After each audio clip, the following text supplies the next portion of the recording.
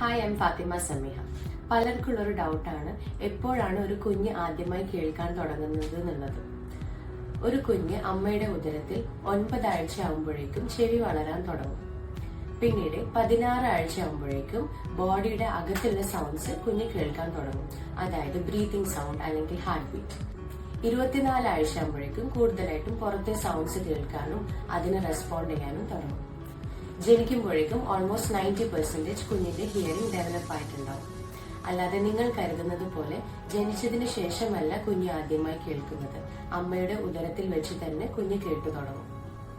അതുകൊണ്ടാണ് കുഞ്ഞ് ജനിക്കുന്നതിന് മുമ്പ് തന്നെ നല്ല കഥകൾ പറഞ്ഞു കൊടുക്കാനും പാട്ട് പാടാനും അമ്മയുടെ ശബ്ദം കേൾക്കാനുള്ള സാഹചര്യം ഉണ്ടാക്കണമെന്ന് പറയുന്നത്. കേൾവി സംബന്ധമായ എന്ത് സംശയം ഉണ്ടെങ്കിലും ഈ വീഡിയോയ്ക്ക് താഴെ നിങ്ങൾക്ക് കമന്റ് ചെയ്യാവുന്നതാണ്, അല്ലെങ്കിൽ ഈ കാണുന്ന നമ്പറിൽ കോൺടാക്ട് ചെയ്യാവുന്നതാണ്. Thank you.